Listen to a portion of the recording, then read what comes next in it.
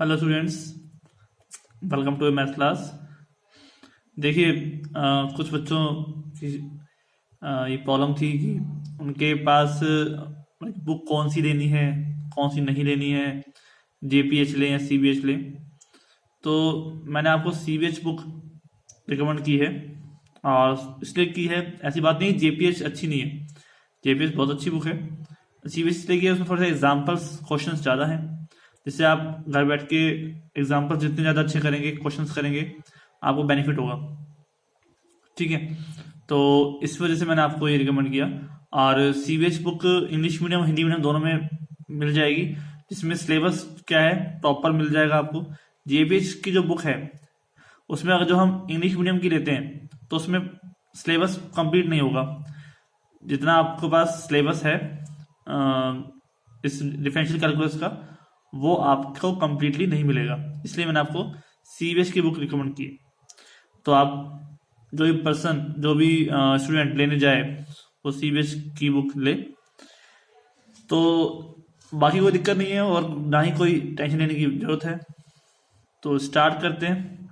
और एक बात और बता दूं कि बीएससी बीएड का जो ग्रुप बना हुआ है उसमें आप उसमें बीए के भी लेक्चर्स आते हैं।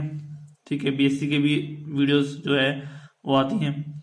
तो आप लोगों को कन्फ्यूजन हो कि कौन सा बीए है, बीएससी हमारी कौन सी होगी, तो आप या तो सब्सक्राइब कर लो चैनल्स, ठीक है, या फिर उसको अलग से फेवरेट्स में डालकर और आप उसको चूज कर सकते हो। आपको छांटने की जरूरत नहीं पड़ेगी। बाकी हमने प्लेलिस्ट बना दी है, प्लेलिस्ट से आप आराम से देख सकते हैं। ठीक है स्टूडेंट्स, तो स्टार्ट करते हैं। हमने लास्ट में जो पढ़ा था वो पढ़ा था गुणोत्तर श्रेणी क्रिया विसरण। ठीक है, मैंने आप तक जो पढ़ाया है उसको मैं दोबारा से बता देता हूँ कि आपने जो पढ़ा है वो पढ़ा है, एक तो अभिसरण ज्ञात करना। फर्स्ट केस, जब किसी भी श्रेणी का, मैं इसको लिख के बता रहा हूँ क्योंकि ऐसा बुक में लिखा हुआ नहीं है, लेकिन मैं आपको बता रहा हूँ इससे आपको समझ में आ जाए, क्योंकि यहाँ पर कंफ्यूजन सबसे ज़्यादा होता है कि कैसे सर कौन सी कंडीशन लगाएं, किस टाइप में कौन सी कंडीशन हम यहाँ पे प्रेफर करें। तो उसी लिए हम यहाँ पर मैं लिख रहा हूँ आपको, जब किसी श्रेणी का योग ज्ञात किया जा सके, चाहे वो श्रेणी कौन सी भी हो, ठीक है, तब आप अभिसरण ज्ञात करने के लिए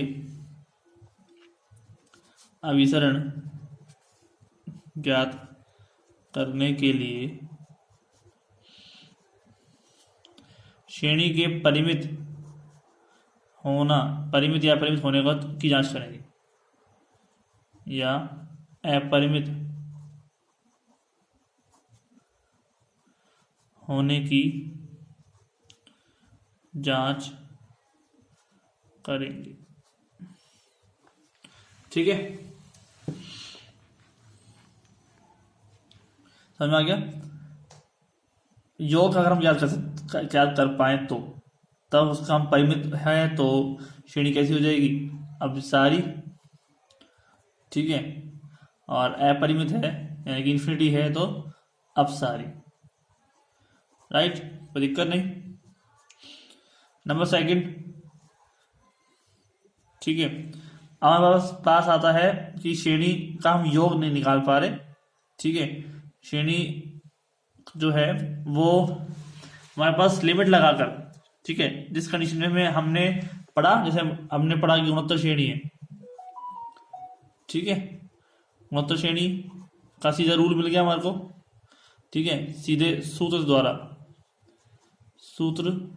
द्वारा याद करेंगे।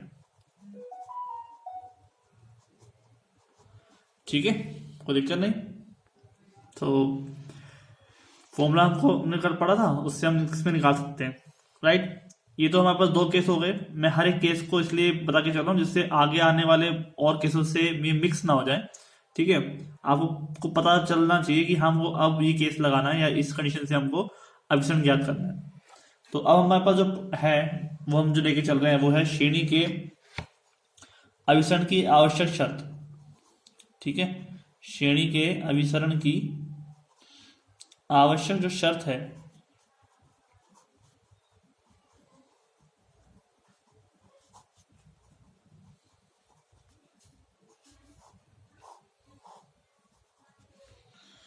तो शर्त कह लो या प्रतिबंध कह लो उसमें, ठीक है, क्या है कि हम लिमिट लगाते हैं। हम यदि थ्योरम है यहाँ पर, यदि श्रेणी UN कैसी है, अभिसारी है, तब लिमिट UN इक्वल टू 0, ठीक है। ये श्रेणी जो है समेशन ऑफ UN अभिसारी है, तब लिमिट UN करोगे ना जिस वो हमेशा 0 आएगा, ठीक है। लेकिन अगर लिमिट UN 0 आता है तो श्रेणी अभिसारी हो, ये जरूरी नहीं है। ये बहुत ही इंपॉर्टेंट बात बोली है मैंने यहाँ पर, इस बात पर ध्यान देना, ठीक है। ये कई बार बच्चे कंफ्यूज हो जाते हैं, सर जी ये क्या हो रहा है। देखो यदि श्रेणी समेशन ऑफ UN अभिसारी है, आपको दे दिया कि ये श्रेणी अभिसारी है, तो डेफिनेटली लिमिट लगाने पर जो उस श्रेणी में लिमिट लगाओगे आप, limit n tends to infinity ही लगती है, तो UN का मान जो है वो क्या हो जाएगा, लिमिट लगाने पर 0 हो जाएगा, ठीक है। लेकिन अगर लिमिट लगाने पर मान किसी भी श्रेणी में आप लिमिट लगाई, सीधा सीधा आप कोई लिमिट लगा देते हैं, 0 अगर आ जाएगा तो श्रेणी अभिसारी हो जाएगी, ये हम फाइनल कर देंगे। तो ऐसा बिल्कुल भी नहीं सोचिए। अगर श्रेणी लिमिट लगाने पर वैल्यू 0 आ गई तो श्रेणी अभिसारी भी हो सकती है और अपसारी भी हो सकती है, आप कुछ नहीं कह सकते, ठीक है। मैं पहले इस चीज को प्रूव कर देता हूं यहाँ पर इस थ्योरम को, उसके बाद हम इसमें नोट डाल के लिख लेंगे चीज को जो मैं कह रहा हूं, ठीक है। तो माना Sn श्रेणी समेशन ऑफ UN के आंशिक योगफलों का अनुक्रम है,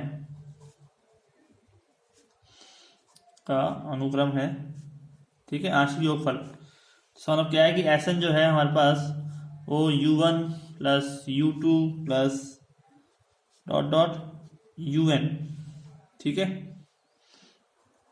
तो अब यदि श्रेणी जो UN है ना अभिसारी है, देखा है कि UN कैसी है, अभिसारी है, तो इसका मतलब क्या होगा कि इसका जो योगफल है, श्रेणी जो है आपके पास UN अभिसारी है, तो इसका मतलब क्या होगा कि उसका जो लिमिट लगाओगे वो मान कैसा आएगा, परिमित मान आएगा। योग जो आएगा उसका कैसा आएगा, परिमित आएगा। यानी कि मैं लिमिट लगाता हूं Sn में, तो वो एक परिमित राशि आएगी, उसको मान लेते हैं हम S, ठीक है। अब फाइनाइट नंबर आपके पास आया है, आपने लिमिट लगाई है। क्यों फाइनाइट आया है, क्योंकि वो श्रेणी कैसी है, अभिसारी है, आपने कहा था, ठीक है। अब मैं इसे पहले वाले पद पर लगाता हूं लिमिट Sn-1 पर, तब भी क्या आएगा, ऐसे आएगा। क्योंकि आपको जैसे मैंने कहा था ना कि किसी भी श्रेणी में कोई भी पद को कम करने से उसके अभिसरण पे कोई फर्क नहीं पड़ता। अगर अभिसरण अभिसारी है तो अभिसारी रहेगा, यानी परिमित है तो परिमित रहेगा। अभिसारी तभी तो बना है, अभिसारी है तो अभिसारी रहेगा। अभिसारी है तो मतलब क्या हो, परिमित राशि है, तो यहाँ भी परिमित आएगा, यहाँ भी परिमित आएगा, राइट, कोई दिक्कत नहीं। अब मैं आपसे कहता हूं कि मुझे UN का मान निकालना है, ठीक है। तो क्या निकालना है, UN का मान निकालना है। तो मैं क्या करूंगा, UN का मान निकालने के लिए Sn-1 कर दूंगा, ठीक है ना। जानते हैं इस चीज को, तो चाहे देख लो आप एग्जांपल में, जैसे मान लो 2 4 6 8 ऐसे है, ठीक है। और मान लेते हैं इसमें इसका योग जो है हमारे पास Sn जो है, चलो मैं ले लेता हूँ यहाँ तक 10 तक लेता हूँ बस, ठीक है। ये 5 टर्म लेता हूँ मैं, जो कितना है 6 4 10 10 20 20 और 10 30, ठीक है। और ये आपके पास क्या आ जाएगा Sn, और ये क्या है आपके पास Sn-1, सॉरी Sn-1 नहीं है, ये आपके पास है हमारे पास कुछ टर्म्स। अब ऐसा नहीं है 30, और एक पद कम कर लेते हैं तो कितना आ जाएगा एस एन माइनस वन, एक पद कम कर लेते हैं पीछे से, कितना आ जाएगा 28, सॉरी 22 हो जाएगा, 10 कम हो जाएगा तो 20 हो जाएगा ना, ठीक है, कितना जाएगा 20। अब मुझे पता लगाना है कि लास्ट वाला नंबर कौन सा है। मैं क्या करूँगा, एस एन माइनस वन करूँगा ना, तो मुझे अंतिम पद मिल जाएगा, यानी कि 30 माइनस में 20 करता हूँ तो मुझे क्या मिल जाएगा बताओ, 10 मिल जाएगा। और 10 क्या है, अंतिम पद है, तो उन्होंने यहाँ पे ये बोला कि एस एन माइनस वन करोगे यूएन निकालने के लिए, तो आराम से आप कर सकते हो, ठीक है। तो लिमिट भी लगा सकते हैं अपन, limit N tends to infinity U N बराबर, लिमिट यहाँ भी लगा दो, N tends to infinity S N minus one, ठीक है। तो एस माइनस एस बराबर में क्या हो जाएगा 0। क्लियर, कोई दिक्कत नहीं। एन टेंस टू इन्फिनिटी, क्योंकि एस एन का मान क्या था, एस था, और एस एन माइनस वन का मान भी क्या था, एस था, तो दोनों में माइनस हो जाएंगे तो क्या हो जाएगा 0 हो जाएगा। और ये चीज हमें निकालनी थी, कि लिमिट लगा दो अगर आप एनवें पद के ऊपर तो मान क्या आता है 0 आता है। लेकिन अगर आप कहते हो कि मान 0 आ जाए और श्रेणी क्या हो जाए अभिसारी हो जाए, तो ये पॉसिबल नहीं है हमेशा, ठीक है। हम कह सकते हैं कि उपरोक्त प्रमेय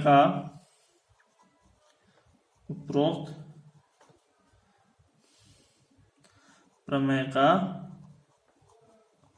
विलोम सदैव सत्य नहीं है, विलोम सदैव सत्य नहीं है। हम एग्जाम्पल दे सकते हैं इसके बारे में,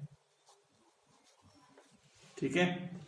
सवाल क्या है कि अगर limit N tends to infinity U N बराबर 0 होगा या हो, तो श्रेणी अभिसारी नहीं हो सकती, ठीक है। जो है श्रेणी यूएन वो जरूरी नहीं कि अभिसारी ही हो,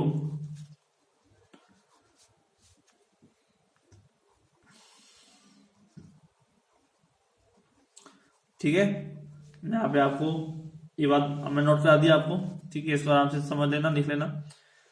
लेकिन अगर एक बार फिक्स मैं कह सकता हूँ, limit N tends to infinity U N का मान 0 आने पर आप ये नहीं कह सकते कि श्रेणी अभिसारी होगी या नहीं होगी। लेकिन अगर आप लिमिट लगाते हो N tends to infinity U N के ऊपर और वैल्यू आती है नॉट इक्वल टू 0, ठीक है, वैल्यू क्या आती है नॉट इक्वल टू 0 आती है, तब निश्चित रूप से आप कह सकते हो, तब निश्चित रूप से आप कह सकते हैं, हम कह सकते हैं इसको कि श्रेणी क्या होगी अभिसारी होगी, ठीक है। समझ में आया? ये अगर यूएन का मान नॉट इक्वल टू 0 आया तब आप डेफिनेटली कह सकते हो कि श्रेणी कैसी होगी अभिसारी, यानी कि डाइवर्जेंट होगी। लेकिन अगर 0 आया तो हम कह नहीं सकते कि अभिसारी होगी या अभिसारी होगी, और अभिसारी नहीं हो सकती, ठीक है। जैसे एग्जाम्पल देख लो आप,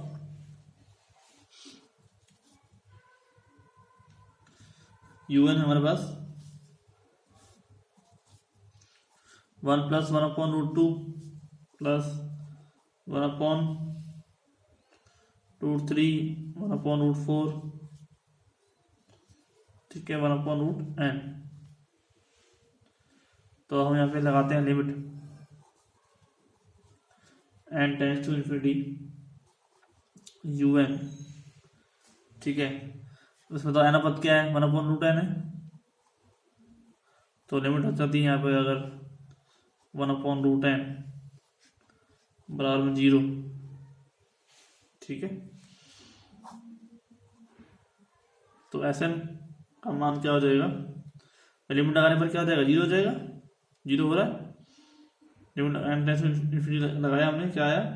लेकिन Sn में एक काम है, जो un करने पर क्या है 0 है, लेकिन Sn जो है योग वो क्या है देखो, 1+1/√2 प्लस 1/√3 प्लस 1/√n। ठीक है, हम सबको क्या करते हैं, इससे करते हैं छोटा, इधर करते हैं बड़ा। ठीक है,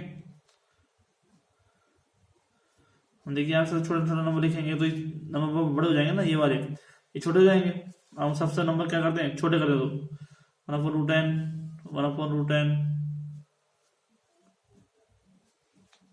ठीक है, यानी कि कितनी बार होगा ये, n बार होगा। तो n बार होगा तो इसका मतलब क्या हो जाएगा, n/√n, यानी कि √n। ठीक है, और √n में है, हम लिमिट लगाएंगे तो क्या आएगा, 0 आएगा, नहीं आएगा बताओ, 0 आएगा।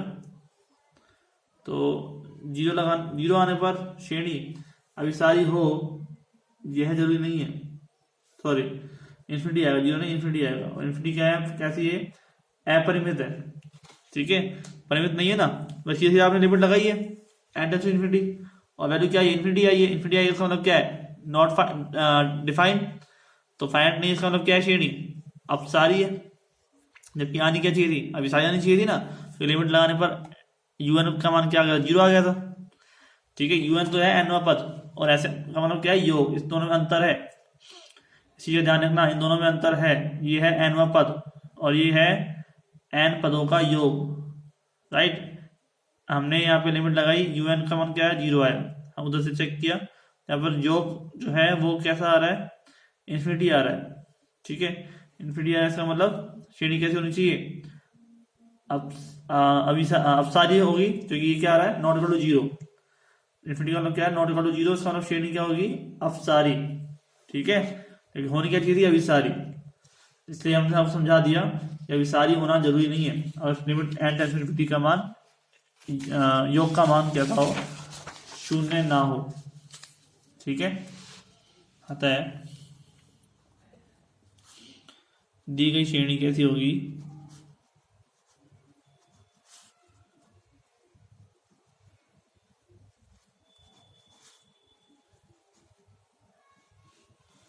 अपसारी होगी, अपसारी होगी।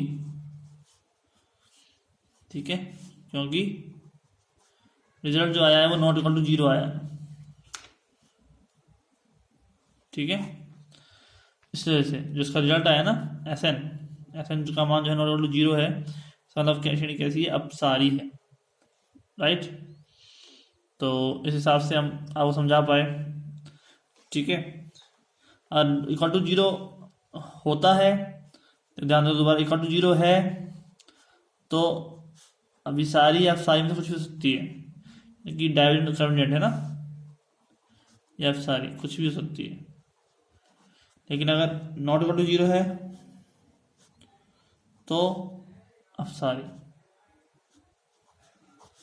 ठीक है, डाइवर्जेंट। तब से अच्छे से समझा दिया मैंने आपको, ये चीज़ समझ आ गई होगी। तो मिलते हैं नेक्स्ट लेक्चर में, आज के लिए इतना ही, थैंक यू।